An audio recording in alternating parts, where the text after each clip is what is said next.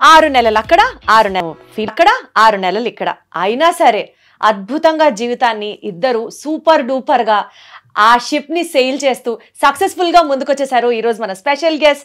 Hello everybody, let me take the privilege in inviting one of the most cutest and lively couples for today show as guest. We have with us merchant navy marine engineer Rajasekhar garu along with his better half Advaiti garu. Hello everybody. Hello hi, ఎలా ఉన్నారు? బాగున్నాం. ఎందుకంటే అంత tension గా ఉన్నారు? Urgent గా అద్వైతి గారు మీరు చెప్పండి, ఫస్ట్ కూల్ అవ్వండి. కూల్ గానే మన ఉన్నా. ఇంట్లో అందరు బాగున్నారా? వంట చేసొచ్చారా?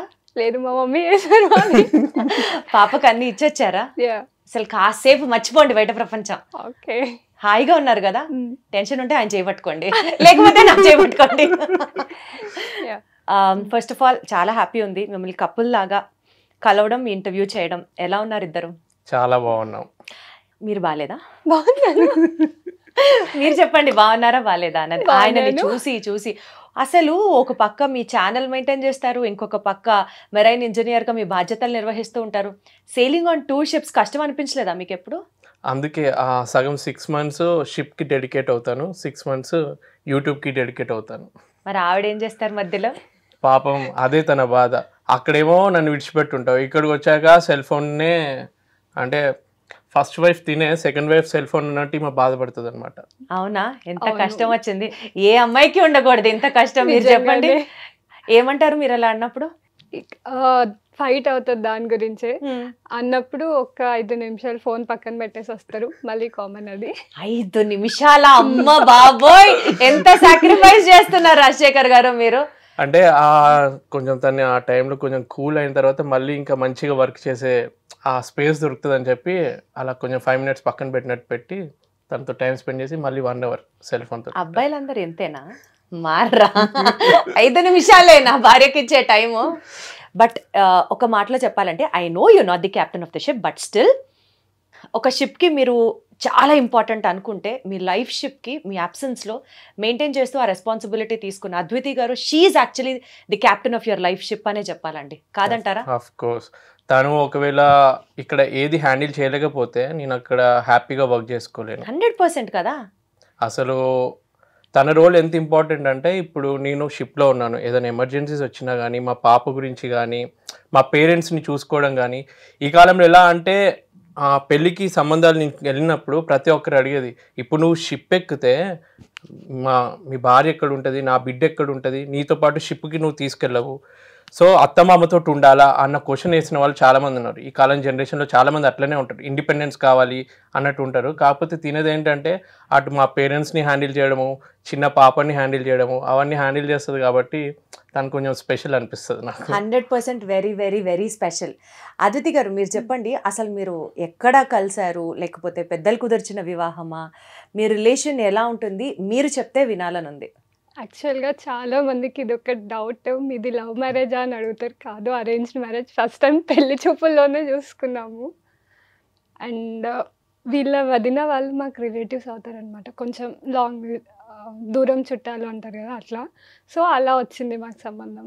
సో పెళ్లి చూపుల్లో ర్యాండమ్గా మాట్లాడుకున్నారా, లేకపోతే అన్ని విషయాలు పెద్దవాళ్ళే మాట్లాడుకున్నారా? మాట్లాడుకున్నాం. డ్రైవింగ్ వచ్చాను అడిగారు ఆయన? యాక్చువల్గా నేను నేర్చుకున్నాను. ఐ మీన్ మా పెళ్ళాక ఫస్ట్ సేల్ వెళ్ళాక ఒక్కదాన్ని ఉన్నాను, సో అప్పుడు నేర్చుకున్నాను నేను డ్రైవింగ్. ఏం డ్రైవ్ చేస్తారు మీరు? 2-wheeler వచ్చు, 4-wheeler వచ్చు. సో ఆ పెళ్ళి అరేంజ్డ్ మ్యారేజ్ మీది. అరేంజ్డ్ మ్యారేజ్ తర్వాత మీకు అప్పటికే తెలుసా? అప్పటికే ఆయన నేవీలో ఉన్నారా, మర్చెంట్ నేవీలో ఉన్నారా? ఆల్మోస్ట్ అప్పటికి 8 years అవుతుంది అనుకుంటా. అచ్చా. సో ఆయన మర్చెంట్ నేవీలో ఉన్నారని తెలిసే మీరు మ్యారేజ్ చేసుకున్నారు. యా, అంటే యూ నో దట్ 6 months ఆయన ఇక్కడ ఉండరు, 6 months మీతో ఉంటారని మీకు తెలుసు పెళ్ళప్పటికే. తెలుసు. భయమే లేదా? ఫస్ట్ ఒక సేల్కి కొంచెం భయం అనిపించింది, ఇంకా తర్వాత అలవాటు చేసుకున్నా. యూజువలీ ఒక ఫ్యామిలీ అన్న తర్వాత వైఫ్ అండ్ హస్బెండ్ అంటే, వైఫ్ చేసే రోల్ వైఫ్ చేస్తుంది, హస్బెండ్ చేసే రోల్ హస్బెండ్ చేస్తారు. లైక్ ఫర్ ఎగ్జాంపుల్ చిన్న చిన్నవే మాట్లాడుకుందాం, ఎమర్జెన్సీస్ అయినా ఇంట్లో, లేకపోతే ఏదైనా అవసరమైనా గబుక్కుని ఇంట్లోంచి బయటకు వెళ్ళి హస్బెండ్ తీసుకొస్తాడు, లేకపోతే ఇంట్లో పెద్దవాళ్ళు ఉంటే ఆర్ ఏదన్నా బయట పనులు మగవాళ్ళు చేస్తారు, ఇల్లు మెయింటెనెన్స్ వరకు ఆడవాళ్ళు చేస్తారు. 6 months ఆయన లేకపోతే ఆయన రోల్ మీరు తీసుకొని చేయడం ఎప్పుడైనా కష్టం అనిపించిందా? Did you ever have that challenging situation in life? ఒక్కొక్కసారి అనిపిస్తుంది మా పాప విషయంలో, అంటే ఎంత చెప్పినా వినదు, ఒక్కొక్కసారి హ్యాండిల్ చేయలేదు, ఒక్కొక్కసారి నేను కూడా వీక్, కొంచెం హెల్త్ అంతా డిస్టర్బింగ్ ఉంటే కొంచెం ప్రాబ్లం అనిపిస్తుంది. ఇంకా ఆ టైంలో నేను మమ్మీ వాళ్ళ ఇంటికి వెళ్తాను. సో కొంచెం అక్కడ మమ్మీ డాడీ అండ్ వాళ్ళకి అలవాటు ఉంటుంది కదా, సో రిలాక్స్గా ఉండొచ్చు అని చెప్పేసి. Very good. So parents support మంచిగా అనిపిస్తుంది, be it in laws or parents whatever, పెద్దవాళ్ళ సపోర్ట్ మీ ఫ్యామిలీలో మంచిగా ఉంది. సరే, ఆయన గురించి ఏదైనా వెరైటీ విషయాలు చెప్పండి. ఏంటంటే మన రాజశేఖర్ గారి పరిస్థితి ఏంటి? వెరైటీ అంటే మాకు అంత ఏముండదు, రొటీన్ ఉంటుంది. అంటే ఆయన కోపం ఎక్కువ, లేకపోతే నవ్విస్తాడా, లేకపోతే విసిగిస్తారా? ఏదైనా ఆయన గురించి చెప్పండి. కోపం ఎక్కువే, విసిగించడము ఎక్కువే. ఏదైనా ఫన్ చేస్తే ఆ ఫన్ కూడా అట్లనే ఉంటుంది, ఏదైనా పీక్ అన్నమాట. మీరు చెప్పండి రాజశేఖర్ గారు, మర్చెంట్ నేవీ మీ రిలేషన్ని ఎలా షేప్ చేసింది అంటే ఏం చెప్తారు? బికాస్ 6 months ఉంటారు మీరు కలిసి, 6 months you need to go and do your responsibility at the ship. So మీ కెరియర్, మీ లైఫ్ని ఏ రకంగా బాండ్ చేసింది అంటే ఏం చెప్తారు? చాలా మందికి పెళ్ళైన కొత్తలో హనీమూన్కి వెళ్తే ఎంత హ్యాపీనెస్ ఉంటుందో, ప్రతి 6 monthsకి నేను షిప్ నుంచి దిగుతున్నప్పుడు నాకు అదే ఫీలింగ్ ఉంటుంది. ఒక విధంగా ఎంత దూరం అయ్యి మళ్ళీ కలుస్తున్నాము అన్న ఒక హ్యాపీనెస్ ఉంటుంది. ఈ మధ్య ఈమెకన్నా ఎక్కువ ఇంపార్టెన్స్ పాపకి ఇవ్వడం మొదలయ్యేసరికి సో ఈ రెండు ఉన్నాయన్నమాట. అటు హ్యాపీగా అద్వితిని కలవచ్చు, ఇక పాపతోటి టైం స్పెండ్ చేయవచ్చు అన్న ఒక ఆ మూమెంట్స్ని బాగా ఎంజాయ్ చేస్తున్నాను. కాకపోతే షిప్లో ఉన్నప్పుడే పర్సనల్ లైఫ్ని మిస్ అవుతున్నాను ఒక అది ఉంటుంది. ప్రతి ఒక్కరికి మనకి ప్రొఫెషన్ ఎంత నచ్చినా కానీ పర్సనల్ లైఫ్కి కొంచెం దూరంగా ఉండేసరికి ఆ బాధ ఉంటుంది చూడు, అది ఎప్పటికీ ఉంటుంది. కానీ వచ్చినప్పుడు మాత్రం మ్యాక్సిమం టైం ఇంట్లోనే ఉంటాను కాబట్టి వీళ్ళతో టైం స్పెండ్ చేస్తున్నాను. సో బేసికల్గా బాగా ఇంట్లో వాళ్ళు గుర్తొచ్చినప్పుడు ఏం చేస్తారు రాజశేఖర్ గారు? మీరు అద్వితి గారు గుర్తొచ్చినప్పుడు కానీ, లేకపోతే మీ పాప తను గుర్తొచ్చినప్పుడు కానీ, మీ పేరెంట్స్ గుర్తొచ్చినప్పుడు కానీ, when you miss your family? So miss అయినప్పుడు ఏంటంటే, ఇప్పుడు షిప్లో మాకు లిమిటెడ్ ఇంటర్నెట్ ఉంటుంది, దాంతో వాట్సాప్లో కానీ వాయిస్ మెసేజెస్, వాయిస్ కాల్స్ చేసుకోవచ్చు అనమాట. సో నేను ఎంత అడిక్ట్ అయిపోతానంటే, షిప్లో ఏదైనా ఫుల్ టెన్షన్ ఉండి నాకు వర్క్లో చాలా ఎమర్జెన్సీస్ వస్తూ ఉంటాయి. ఇక్కడంటే ఏదైనా బస్సుకి, కార్కి ఏదైనా రిపేర్ అయినప్పుడు రిపేర్ చేయడానికి ఎవరో ఒకరు వస్తారు. షిప్ నడి సముద్రంలో ఉన్నప్పుడు బయట నుంచి ఎవరిని పిలవలేము, ఏ రిపేర్ వచ్చినా మేమే చేసుకోవాలి.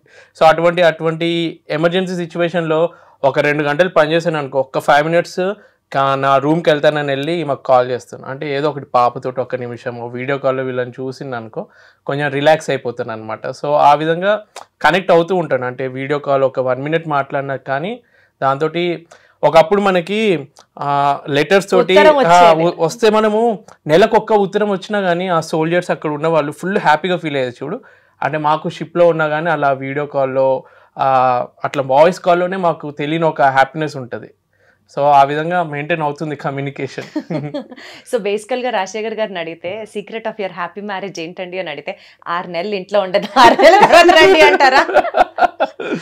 మేబీ అది కూడా ఒక రీజన్ అయి ఉండొచ్చు. ఎప్పుడు ఇంట్లో ఉండి ఫైట్ చేసుకునే బదులు ఇది కూడా ఒక టైప్ ఆఫ్ రిలేషన్షిప్, ఇట్లా కూడా ఉండొచ్చు అని. సో బేసికల్గా ఆవిడ మెంటల్గా ప్రిపేర్ అయిపోయారు కాబట్టి మీరు 6 నెలలు ఇంటికి రాకపోయినా రేపు మీరు ప్రొఫెషన్ మారినా సరే ఏం అవ్వదు. సో 6 నెలలు ఇంట్లో రాకపోతే హ్యాపీ ఉంటుంది. అదే అప్పుడప్పుడు నాకు ఐడియా వస్తుంది ఇలాంటిది ఏదైనా చేయొచ్చు. 3 నెలలు షిప్ చేసి 3 నెలలు ఇంకెక్కడైనా ఫారెన్ ట్రిప్ వెళ్ళి తర్వాత వస్తే విన్నారా ఏం జరుగుతుంది ఇక్కడ?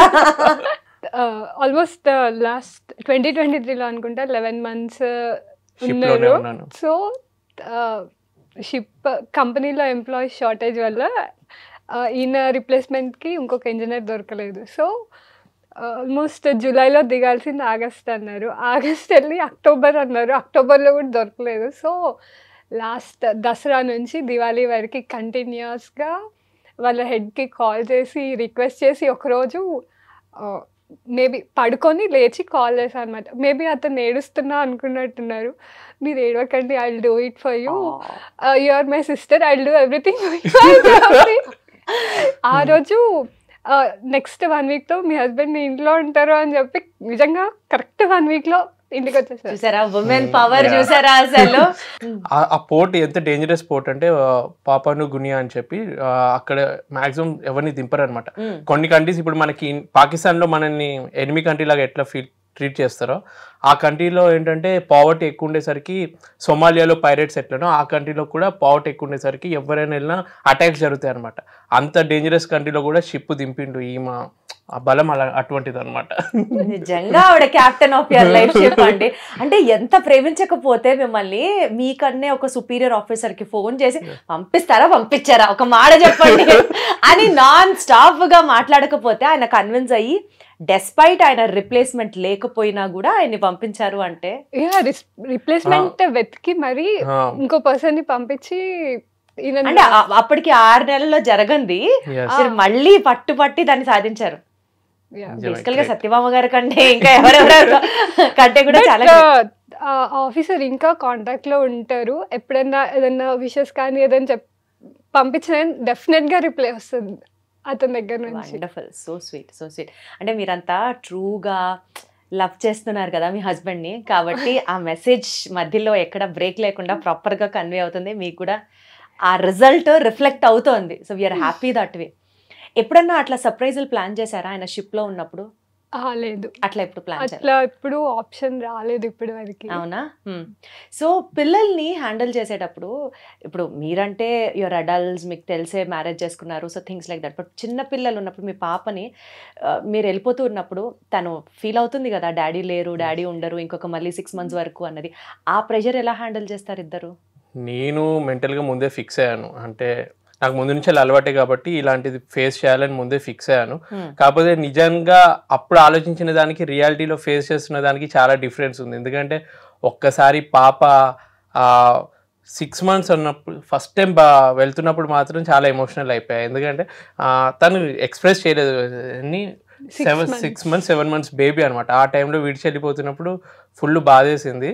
తర్వాత ఇప్పుడు మళ్ళీ ఈసారి వెళ్తున్నప్పుడు ఇంకెంత బాధపడాలా అని ఒక టెన్షన్ అనమాట. ఇంతకుముందు వెళ్ళినప్పుడు మైండ్ అంత మెచ్యూర్ అవ్వలేదు, అంత తెలియలేదు. నేను వెళ్తున్నానంటే ఏదో ముంబైకి కోర్స్ కోసం వెళ్ళుంటాడేమో, 3 daysకి 4 daysకి మళ్ళీ నాన్న వచ్చేస్తాడని అనుకుంటుంది. ఇప్పుడు వెళ్తుంటే మాత్రం ఇప్పటికీ ఇంకా 1 monthలో నేను షిప్ ఎక్కుతానమ్మా, ఓకేనా అంటే వద్దు నాన్న ఎక్కొద్దు, ఇక్కడే ఉండాలి కదా నువ్వు, ఇక్కడ ఏదైనా చేసుకో అంటే. అప్పుడప్పుడు అంటే తనకి ఒక ఫీలింగ్ రావాలి, నాన్న ఇంట్లో ఖాళీగా ఉంటాడన్న ఫీలింగ్ రావద్దని చెప్పి నేను ఏం చేస్తానంటే యూట్యూబ్లోనే మధ్యలో ప్రమోషన్స్కి, అంటే వర్కింగ్ ఫాదర్ లాగా నా బిడ్డకి నేను కనిపించాలని చెప్పి అప్పుడప్పుడు బయటకు వెళ్ళి ప్రమోషన్స్కి వెళ్తాను అనమాట. నాన్న ఈరోజు నువ్వు ప్రమోషన్కి వెళ్ళలేదా, ఎందుకు డల్గా ఉన్నావు, ప్రమోషన్కి వెళ్ళు ఏం కాదు అని. అంటే మొత్తం దానికి అర్థమవుతుంది అనమాట. మా డాడీ కూడా ఇక్కడే ఉంటున్నాడు, పని చేస్తున్నాడు, తర్వాత మళ్ళీ షిప్లో వర్క్ చేస్తాడు, వస్తాడు, మెల్లమెల్లగా అన్నీ అర్థం చేసుకుంటుంది. కాకపోతే వేరే రిలేటివ్స్ వాళ్ళ దగ్గర ఏదైనా ఫెస్టివల్స్ జరుగుతున్నప్పుడు వాళ్ళ పేరెంట్స్ తోటి ఫాదర్ తోటి ఆడుకుంటున్నప్పుడు తిని అర్థం చేసుకుంటుంది అనమాట. ఆ టైంలో ఏమో ఫీల్ అయిపోయి నాకు ఫోన్ చేస్తుంది, చూడు వాళ్ళు అంటే పాప అంటుంది నాన్న లేడేంటి. రాత్రి అప్పుడప్పుడు బెడ్ మీద మేము ముగ్గురం ఉంటాం కదా, అలవాటు అయిపోయి మళ్ళీ వీళ్ళిద్దరే ఉన్నప్పుడు నాన్న గుర్తొస్తుండో అని ఏడవడము, ఆమెను ఓదార్చే బదులు ఈమె కూడా అప్పుడప్పుడు ఏడ్చి నాకు ఫోన్ చేయడము, అవన్నీ కొంచెం ఎమోషనల్ అయిపోతాం ఆ టైం. ఆ మాట మీరు చెప్తుంటే ఇప్పుడే ఆవిడ ఎమోషనల్ అయిపోతున్నారు, ఆ కళ్ళ నిండా నీళ్లు చూడండి ఒక్కసారి. బట్ ఆ టైంలో హ్యాండిల్ చేయడం అమ్మో అస్సలు అవ్వదు. ఎంత ట్రై చేసినా కూడా నాకు నాన్ననే కావాలి ఇప్పుడు.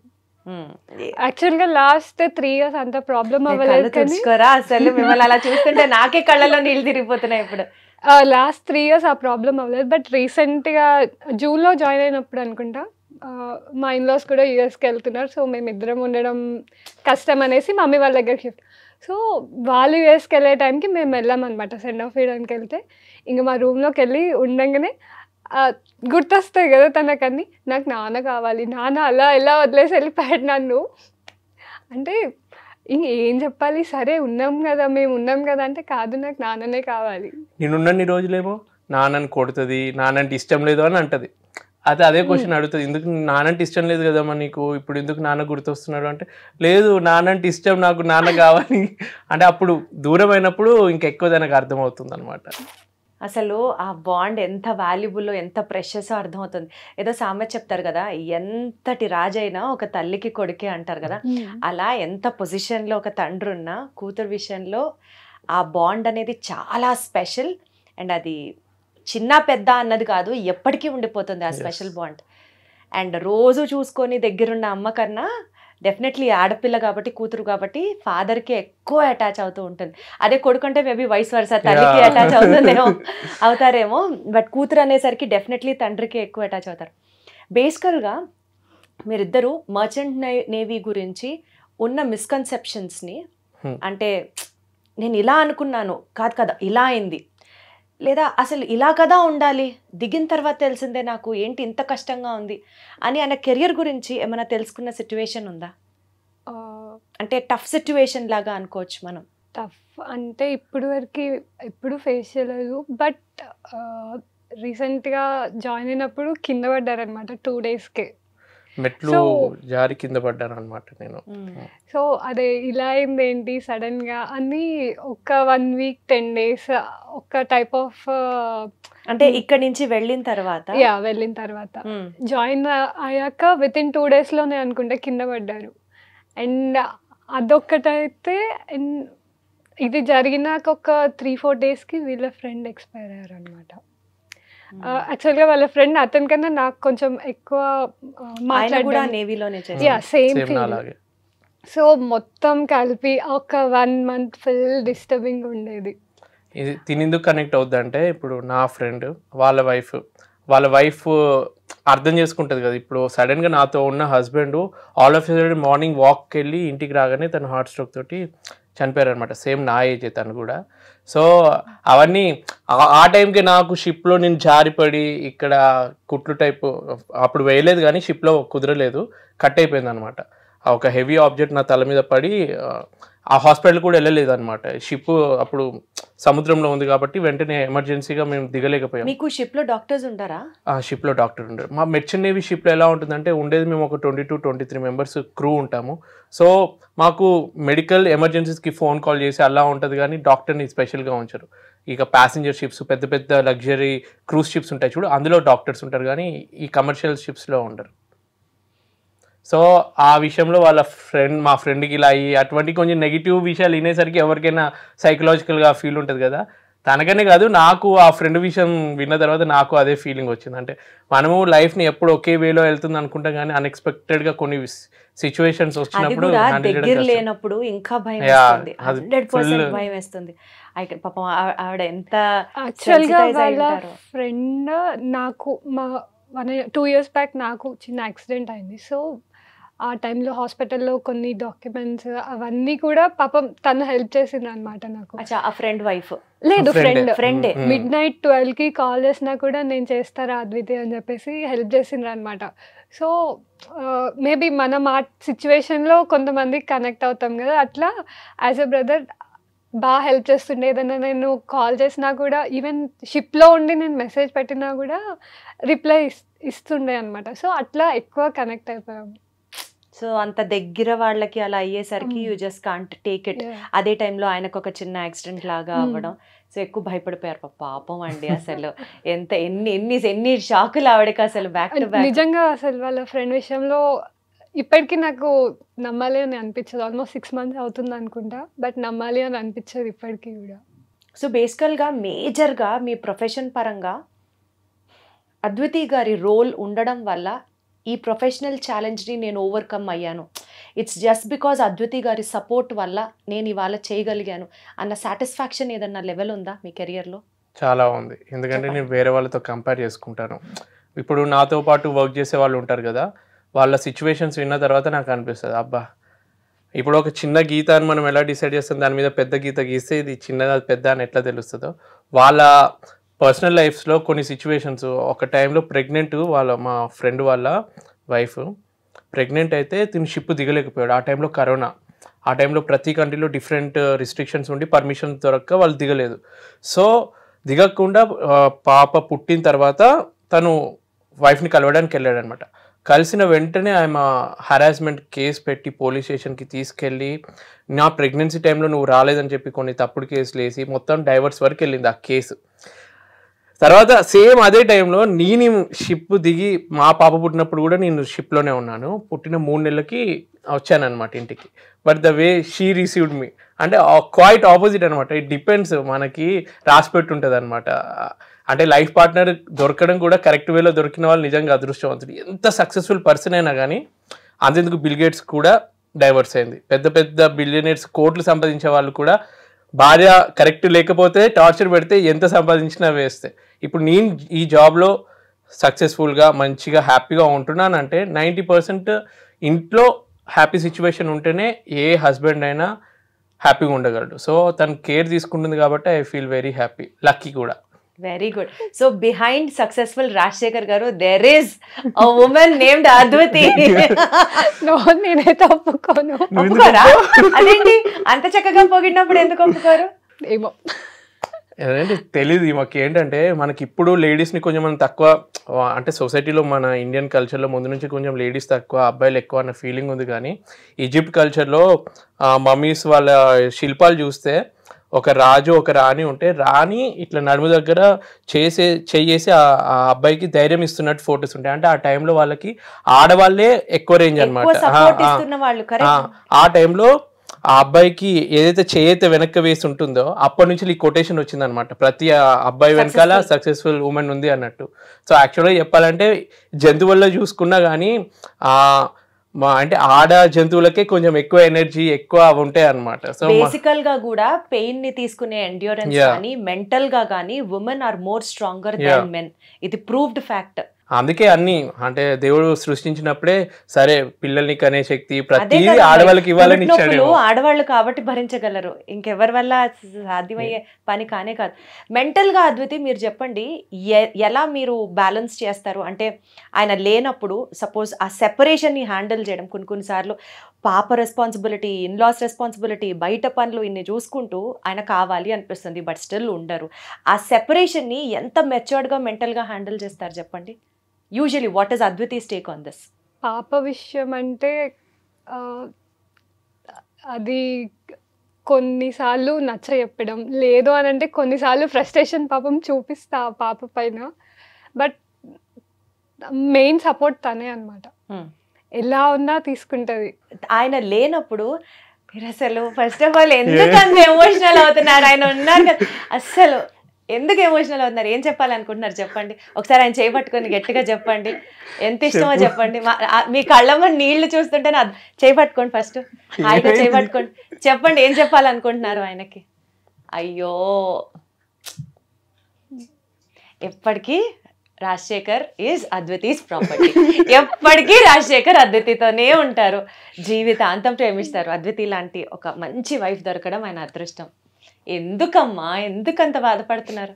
ఒకసారి హక్ చేసుకోండి రాజశేఖర్ గారు. అసలు పాపం చాలా ఏం ఆలోచిస్తున్నా అంటే ఇప్పుడు పాప విషయం అడిగారు కదా, ఆ సెపరేషన్ ని మీరు ఎలా హ్యాండిల్ చేస్తారు?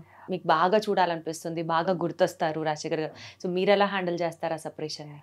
కాల్, వాట్సాప్ ఏదన్నా కనెక్ట్ అవుతే అలా మాట్లాడతాం అనమాట. లేదు అని అంటే ఇంకా బాగా గుర్తొచ్చారు అని అంటే ఆ టైంకి నేను పాప బయటికి వెళ్ళడం, ఏమైనా యాక్టివిటీస్, లేదంటే పాప వాళ్ళ స్కూల్ ఫ్రెండ్స్ ఉంటారు కదా, వాళ్ళ మమ్మీస్తో కనెక్ట్ అవ్వడం, అట్లా మా పాపతో కనెక్ట్ అయ్యి ఆ ఫ్లో అట్లా వెళ్ళిపోతుంది అనమాట. చెప్పడానికి ఇంత మెచ్యూర్డ్ ఆన్సర్ అయితే చెప్పారు, అసలు ఎందుకు ఎమోషనల్ అయ్యారు చెప్పండి మీరు? ఏమో లేదు, ఏదో ఒక రీజన్ అయితే డెఫినెట్లీ ఉంటుంది కదా. ఆ కళ్ళెమ్మటి నీళ్ళు ఊరికనే వచ్చినవి అయితే కాదు, లోపల చాలా ప్రేమ ఉంటేనో, లోపల చాలా బరువైన ఎమోషన్ ఉంటేనో వచ్చిన నీళ్ళు అవి. అవి అంత ఈజీగా కొట్టి పారేలేం మనం. ఎందుకు అంత ఎమోషనల్ అయ్యారు? తెలీదు, సడన్గా వచ్చేసింది. అంటే రాజశేఖర్ గారి మీద అంత ఇష్టమా, లేకపోతే ఆ నీళ్ళ వెనకాల స్టోరీ ఏంటో చెప్పండి. అది చాలా ప్రెషస్, చాలా వాల్యుబుల్. అది స్టోరీ అంటే అట్లా ఏం లేదు, బట్ ఎందుకో తెలియదు వచ్చేసింది అట్లా ఫ్లోలో. ఈమెకి వాళ్ళ మానుషి ఇలానే ఏడ్చింది అనుకో, వస్తుంది కళ్ళు తుడుస్తుంది, హగ్ చేసుకుంటుంది, ఏదో పెద్దవాళ్ళు చేస్తారు చూడు అవన్నీ చేస్తుంది అనమాట. ఇట్లా ఎప్పుడైనా ఎమోషనల్ అయిపోయినప్పుడు నాకు ఆ సిచ్యువేషన్ గుర్తొస్తుంది. నేనంత ప్రేమగా ఈమె ప్రతిసారి మళ్ళీ ఏడుపు స్టార్ట్ చేసిందన్న ఫీలింగ్ అబ్బాయిలకు ఉంటుందేమో, కానీ అసలు ఏమన్నా ఎప్పుడు సార్ అర్థం చేసుకుంటారు మీరు ఆడవాళ్ళని. సో మా పాప మాత్రం నన్ను రిప్రజెంట్ చేస్తుంది అనమాట. అమ్మ తను ఏడ్చిందంటే ఫస్ట్ నన్ను తిడుతుంది, అమ్మని ఏమన్నావు నువ్వు అంటే, నేను తిట్టకపోయినా కానీ నేను ఏదైనా తిట్టినో ఏదో చేసినో అని ఫీల్ అయిపోయి నన్ను ఫస్ట్ వార్నింగ్ ఇస్తుంది. ఇప్పుడనే కాదు, 6 months అప్పుడే వీడియో కోసం ఒక బిట్ చేసామన్నమాట. ఆ టవల్ ఇలా మొహం మీద కొడితే ఈమె ఏడుస్తున్నట్టు ఒక బిట్ చేసాం. ఆ వీడియో క్లిప్ ఏదో ఒకరు చూసి 6 months అప్పుడే కొడతా అని తన స్లాంగ్లో అన్నదనమాట. ఇప్పటికీ ఆ వీడియో చూస్తుంది అనమాట. ఆ ఫస్ట్ బిట్ చూస్తుంది కూడా, అప్పుడు నా అమ్మని ఎందుకు కొట్టినావు అని చెప్పి ఇప్పుడు మళ్ళీ వచ్చి కొడుతుంది, ఎందుకు అమ్మని అట్లా చేసినావు అని చెప్పి. యాక్టింగ్ కోసం చేసినా తను ఆ తట్టుకోలేదు. బేసికల్ గా ఎక్కువ ఉండేది అమ్మతోనే కదా, కాబట్టి అమ్మని కంటికి రెప్పలా చూసుకుంటూ ఉంటుంది అండ్ ఎక్కువ కనెక్ట్ అయ్యేది కూడా అమ్మతోనే కదా. డెఫినెట్లీ నాన్న కావాలి, బట్ స్టిల్ రోజంతా ఉండి ఎక్కువ చేసేది అమ్మే కాబట్టి, పిల్లలు కాబట్టి ఎక్కువ కనెక్ట్ అవుతారు మదర్స్తో కూడా. సో బేసికల్గా మర్చెంట్ నేవీకి సంబంధించి నెక్స్ట్ మీ కెరియర్లోకి వెళ్ళాలి అని అనుకునే వాళ్ళకి, పెళ్లి చేసుకోవాలనుకునే వాళ్ళకి ఒక కపుల్గా మీరు ఇచ్చే అడ్వైజ్ ఏంటి? కపుల్గా స్ట్రాంగ్ ఉండండి. మీరు పెళ్లి చేసుకునే ముందే తనకి క్లియర్గా చెప్పండి. ఎందుకంటే కొందరు అబద్ధాలు చెప్పి చేసుకున్నా కానీ అవి లాస్ట్కి సక్సెస్ అవ్వవు. కాబట్టి హార్డ్ రియాలిటీ అంటే ముందే తనతో డిస్కస్ చేయండి. మెర్చెంట్ నేవీ అనే కాదు, కొందరు గల్ఫ్ కంట్రీకి వెళ్ళి పనిచేసేటోళ్ళు ఉంటారు, డిఫెన్స్లో వర్క్ చేసే వాళ్ళు ఉంటారు. ఇలా ఎంతోమంది వైఫ్ని విడిచిపెట్టి బయట కష్టపడే ఎంతోమంది ఉంటారు. సో వాళ్ళందరి వైఫ్స్కి చెప్పేది ఒకటే, తను అక్కడ హ్యాపీగా లైఫ్ని సక్సెస్ఫుల్గా లీడ్ చేస్తున్నాడు అంటే దానికి మెయిన్ కారణం మీరు ఇంట్లో హాయిగా సంతోషంగా ఇక్కడ అన్ని హ్యాండిల్ చేసుకునే శక్తి ఉండి అంత మెంటల్ స్టెబిలిటీ ఉంటేనే మీరు పెళ్లి సంబంధం ఒప్పుకోండి. లేదు నాకు ఎప్పుడు నా భర్త పక్కనే ఉండాలి, ప్రతి ఫంక్షన్కి నాతో రావాలి అనుకున్న వాళ్ళు అలాంటి వ్యక్తిని అంటే పెళ్ళికి ముందే వద్దనుకోండి.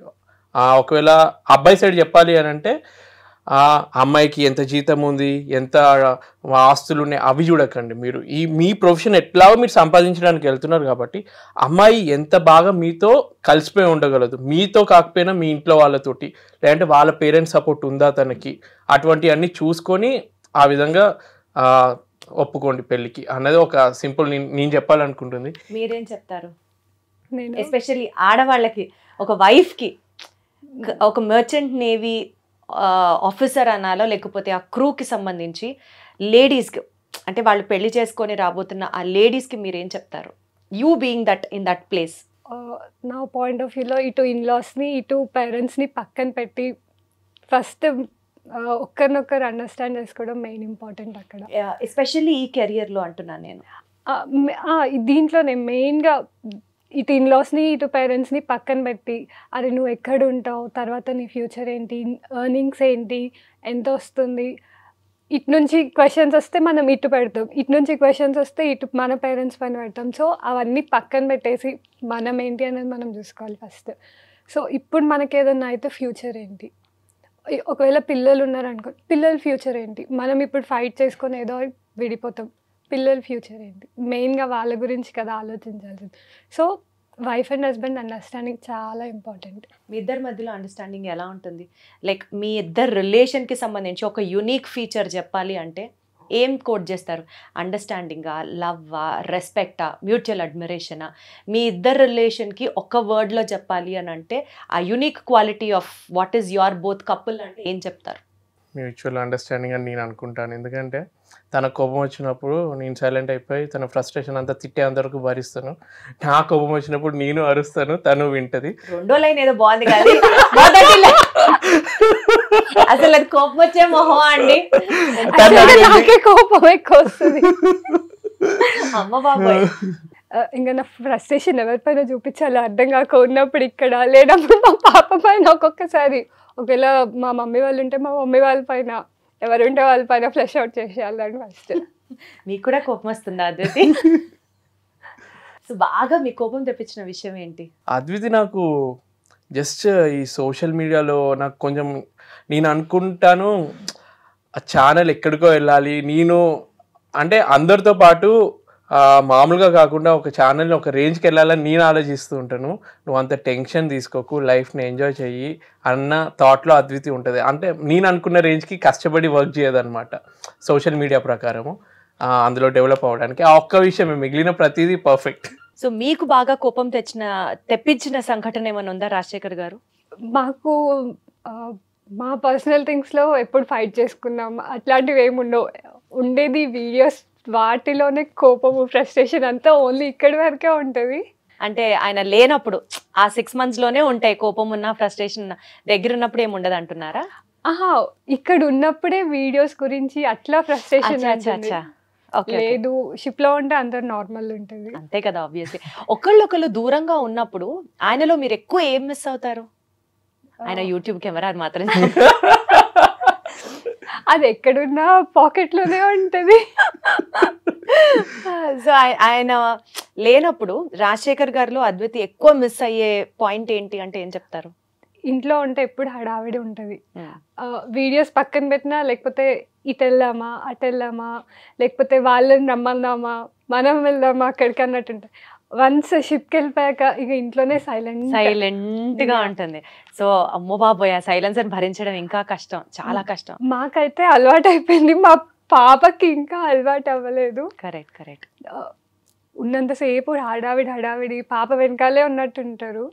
ఒక్కసారి వెళ్ళాక ఇల్లంతా సైలెన్స్ అయిపోతే ఏమైతుందో ఆమెకు కూడా అర్థం అవ్వదు అనమాట కొంచెం సేపు. Totally understand. మీరు దూరంగా ఉన్నప్పుడు అద్వితిలో బాగా మిస్ అయ్యే పాయింట్ ఏంటి? తను నా మీద చిరాకు పడ్డం. అది కూడా మిస్ అవుతారా? ఎవరైనా చూపించండి సార్ అర్జెంట్ గా. అంటే ఎంతసేపు అంత పాజిటివిటీ మధ్యలో కొంచెం ఇట్లా అంటే వైఫ్ హస్బెండ్ ఊరికే గొడవ పడతారు అనుకుంటారు కానీ అందులో తెలియని ఒక హ్యాపీనెస్ ఉంటుంది. మొగుడు పిల్లలు ఎవరైతే ఇంట్లో ఎంతసేపు అబ్బా నువ్వు మంచిదాని అమ్మా నువ్వు మంచోడు అని ఎవ్వరు అనుకోరు. నాకు తెలిసి చిన్న చిన్న గొడవలు జరిగితేనే అది పర్ఫెక్షన్ గొడవలు ఉంటేనే బ్యూటీ ఉంటుంది రిలేషన్ కి. మరి కొట్టుకునే అంత గొడవలు అయితే కాలేదు కానీ కొట్టినా తనే కొడుతుంది, నేను తిరిగి కొట్టను. నేను నమ్మనండి. అడగండి బెల్ట్ తోటి కూడా కొడుతుంది అప్పుడు.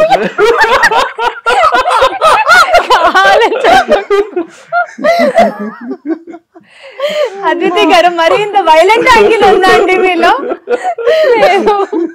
మామూలుగా ఇట్లా కొట్టుకుంటాం అంతేగాని మరి బెల్ట్ కర్ర మరి ఓవర్ గా చెప్తున్నారు రాజశేఖర్ గారు. ఇంకా మా పాప మంచిగా అదేమంటారు కర్ర చపాతీ కర్ర దొరికితే అది పట్టుకెళ్తుంది. మళ్ళీ మన సరాతం ఉంటుంది కదా దోశ కానీ చపాతీ అది దొరికితే తీసుకెళ్ళి మంచిగా ఇస్తుంది. That's a cute family. Great. Usually ఆయన 6 months ఉంటారు కదా, 6 months తర్వాత వచ్చేటప్పుడు డండనక బ్యాండ్ బాజాలతో ఏమైనా వెల్కమ్ చెప్తారా? అంటే ఏదైనా ఒక స్పెసిఫిక్ రిచువల్ లాంటిది ఏమైనా చేస్తారా? మీరు ఏమైనా యూజువలీ ఫాలో అయ్యే ట్రెడిషన్స్, దిష్టి తీయడాలు కానీ? అలా ఏం చేయము. నార్మల్ యాక్చువల్గా మేము ఎయిర్పోర్ట్ కూడా డ్రాప్ చేయడానికి వెళ్ళము, పికప్ చేసుకొని రావడానికి కూడా వెళ్ళాము. ఆయననే వెళ్తారు ఆయననే వస్తారు. అంటే మీరు ఏమైనా స్పెసిఫిక్ గా అలాగే ఉండమని చెప్పారా ఎట్లా? లేదు, నేను ఎక్స్పెక్ట్ చేస్తాను మీరు అన్నట్టు ఏదో ఒకటి ఎయిర్పోర్ట్ కి వచ్చి వచ్చింది 6 నెలల తర్వాత వచ్చిందని ఇట్లా ఉరుక్కుంటూ వచ్చి హగ్ చేసుకుంటదేమో అటువంటివన్నీ ఎక్స్పెక్ట్ చేశాను కానీ అట్లాంటిది కాదు. అంటే నా ఎక్స్పెక్టేషన్ కి 1% కూడా రీచ్ అవ్వదని చెప్పి ఇక మెంటల్ గా ఫిక్స్ అయిపోయాను.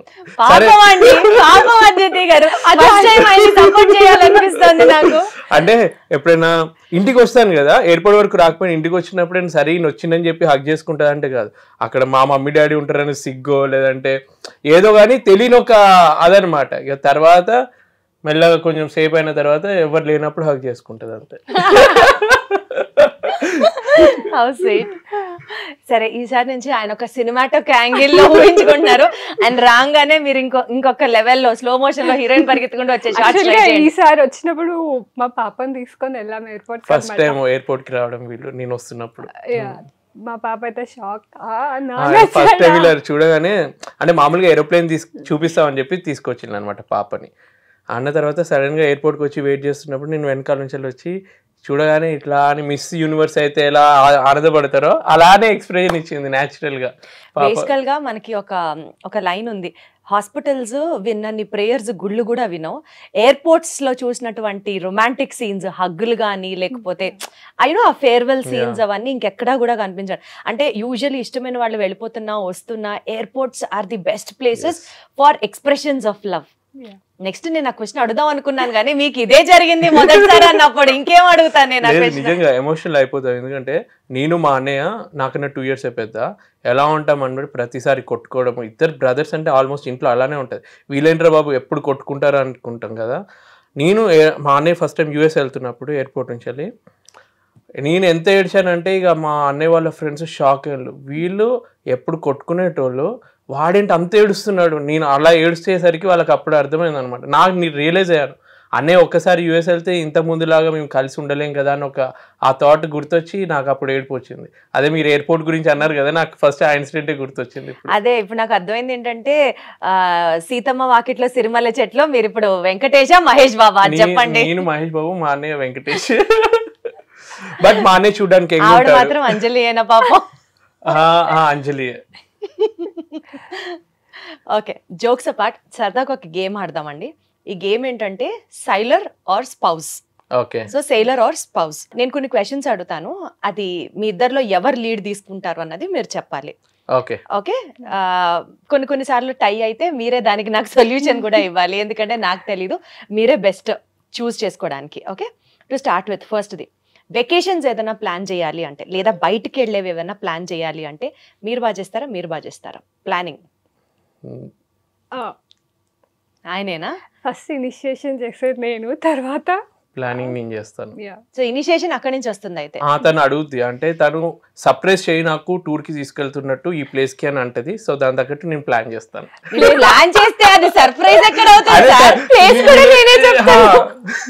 దాన్ని సర్ప్రైజ్ అనరండి, ఇంగ్లీష్ డిక్షనరీలో దాన్ని కూడా సర్ప్రైజ్ అని. తను ఎక్స్పెక్ట్ తను సర్ప్రైజ్ నేను రియల్గా ఇవ్వనని తెలుసు, అందుకని కనీసం తనే చెప్తుంది అనమాట. మీరు ఎయిర్పోర్ట్ నుంచి వచ్చేటప్పుడు మాత్రం అక్కడ ఒక సినిమాటోగ్రఫీ యాంగిల్ ఉండాలి, ఆవిడ సర్ప్రైజ్ అడిగితే మాత్రం మీరు ఇవ్వరు.